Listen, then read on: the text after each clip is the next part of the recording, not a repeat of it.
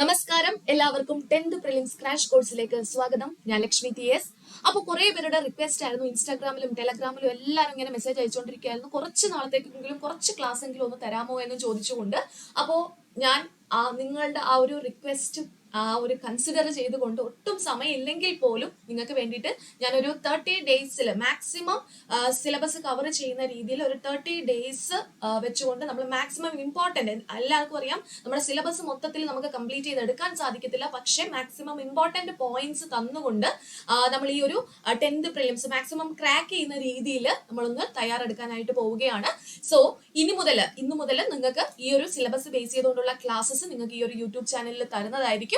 അപ്പോൾ നിങ്ങൾ ഇതുവരെ സബ്സ്ക്രൈബ് ചെയ്യാത്തവർ ആരെങ്കിലും ഉണ്ടെങ്കിൽ നിങ്ങളൊന്ന് സബ്സ്ക്രൈബ് ചെയ്യുക.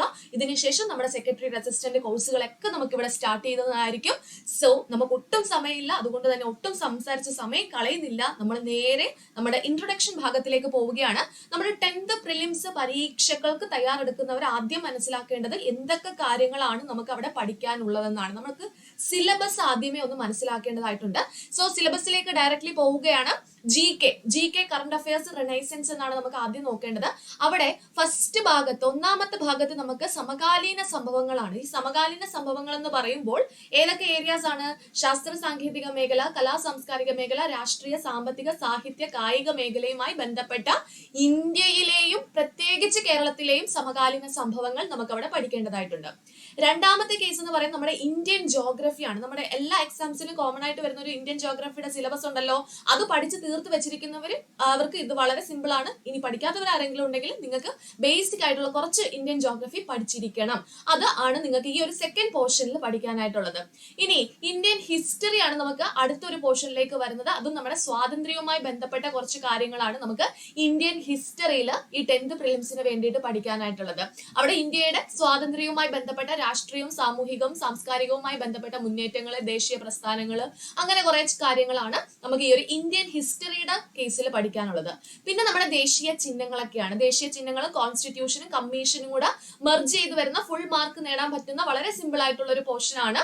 എന്നാൽ ഒത്തിരി പേർക്ക് കൺഫ്യൂഷൻ കാരണം കൊണ്ട് തെറ്റിക്കാൻ ചാൻസ് ഉള്ള, നെഗറ്റീവ് വരുത്താൻ പറ്റുന്ന ഒരു പോർഷൻ കൂടിയാണിത്. അതുകൊണ്ട് തന്നെ നമുക്കത് ശ്രദ്ധിച്ച് പഠിക്കേണ്ടതായിട്ടുണ്ട്. സോ അതാണ് ഈ ഒരു ഭാഗത്ത് പഠിക്കേണ്ടതായിട്ടുള്ളത്. അതായത് ഒരു പൗരന്റെ അവകാശങ്ങളും കടമകളും, ഇന്ത്യയുടെ ദേശീയ ചിഹ്നങ്ങൾ, ദേശീയ പതാക, ദേശീയ ഗീതം, ദേശീയ ഗാനം, അങ്ങനെ കുറെ കാര്യങ്ങളാണ് നമുക്ക് ഇവിടെ പഠിക്കേണ്ടത്. അവിടെ മനുഷ്യാവകാശ കമ്മീഷനും വിവരാവകാശ കമ്മീഷനും വരുന്നുണ്ട്. പിന്നെ നമ്മുടെ കേരളത്തിന്റെ ജോഗ്രഫിയാണ്, കേരള ജോഗ്രഫിയാണ് അടുത്തൊരു ഏരിയയിൽ വരുന്നത്. കേരളത്തിന്റെ അടിസ്ഥാന വിവരങ്ങൾ പഠിക്കണം, നദികളും കായലുകളും പഠിക്കണം, വിവിധ വൈദ്യുത പദ്ധതികള്, വന്യജീവി സങ്കേതങ്ങള്, ദേശീയോദ്യാനങ്ങള്, മത്സ്യബന്ധനം, കായിക രംഗം തുടങ്ങിയ കാര്യങ്ങളാണ് നമുക്ക് ഇവിടെ പഠിക്കാനായിട്ടുള്ളത്. ദെൻ എന്താണ്?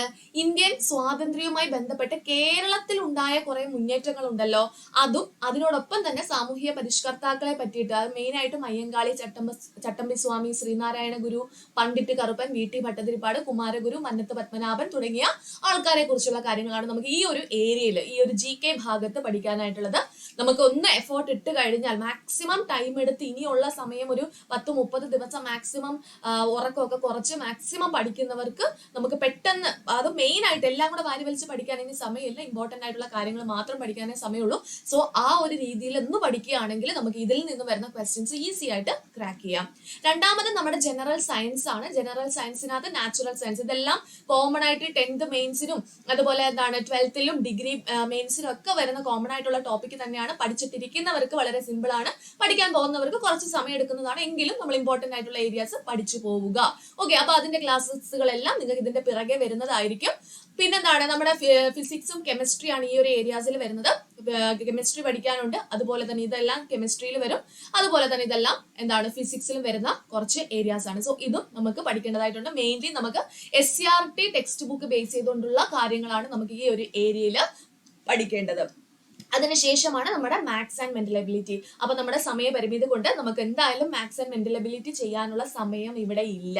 നമുക്ക് ഇവിടെ എന്തായാലും ഈ ഒരു മാത്സ് ആൻഡ് മെന്റൽ എബിലിറ്റിയുടെ ക്ലാസ്സസ് നിങ്ങൾ വേറെ മാത്സ് ഫാക്കൽറ്റീസിന്റെ കണ്ട് തന്നെ പഠിക്കുക. കാരണം ഇത് പഠിക്കുന്നതോടൊപ്പം പാരലൽ ആയിട്ട് തന്നെ നിങ്ങൾ മാത്സ് കൂടി പഠിച്ചു പോവുക. ഞാൻ പ്രത്യേകിച്ച് ഒരു ചാനലോ അല്ലെങ്കിൽ പ്രത്യേകിച്ച് ഒരു ടീച്ചറിന്റെ പേരോ ഞാൻ സജസ്റ്റ് ചെയ്യുന്നില്ല. നിങ്ങൾക്ക് ഏതാണ് സ്യൂട്ടബിൾ എന്ന് തോന്നുന്നത് എന്ന് വെച്ചാൽ അതനുസരിച്ച് പഠിക്കുക. ഓക്കെ, എങ്കിൽ നിങ്ങൾ ഇനി ചെയ്യേണ്ടുന്ന കുറച്ച് കാര്യങ്ങൾ എന്ന് പറയുന്നത് നമ്മുടെ 10th പ്രിലിംസ് 2024 എന്ന് പറയുന്ന നമ്മുടെ പുതിയൊരു പ്ലേലിസ്റ്റ് ഉണ്ട്. അതിനകത്തായിരിക്കും ഇതിന്റെ ക്ലാസ്സസ് എല്ലാം നിങ്ങൾക്ക് കറക്റ്റ് ഓർഡറിൽ കിട്ടുന്നത്. സോ അത് നിങ്ങൾ പ്ലേലിസ്റ്റ് സെലക്ട് ചെയ്തിട്ട് അതിനകത്ത് 10th പ്രിലിംസ് എന്നുള്ളത് ചൂസ് ചെയ്തിട്ട് പഠിക്കാനായിട്ട് ശ്രമിക്കുക. അതുപോലെ തന്നെ നമ്മുടെ SCRT ടെക്സ്റ്റ് ബുക്കുകൾ ഏതൊക്കെ ചാപ്റ്റേഴ്സ് പഠിക്കണം എന്നുള്ളത് നമ്മുടെ PSC ടീച്ചർ പ്രോ എന്ന് പറയുന്ന നമ്മുടെ ടെലഗ്രാം ചാനലിനകത്ത് അതിന്റെ PDF കൊടുത്തിട്ടുണ്ട്. അത് കുറച്ച് നാളായി കൊടുത്തിട്ട് നിങ്ങൾക്ക് അതിന്റെ ആ ഒരു ഫയൽസിന്റെ ലിങ്ക് എടുത്ത് നോക്കിയാൽ നിങ്ങൾക്ക് SCRT സിലബസ് എന്നുള്ള ആ ഒരു ഏരിയ നിങ്ങൾക്ക് കാണാനായിട്ട് സാധിക്കും. സോ ഒട്ടും സമയം കളയേണ്ട, ഉടൻ തന്നെ നമ്മുടെ ക്ലാസ്സസ് സ്റ്റാർട്ട് ചെയ്യുകയാണ്. സോ എന്നോടൊപ്പം തന്നെ പഠിച്ചങ്ങ് തീർക്കാനായിട്ട് ശ്രമിക്കുക. All the best and last കാണാം. താങ്ക്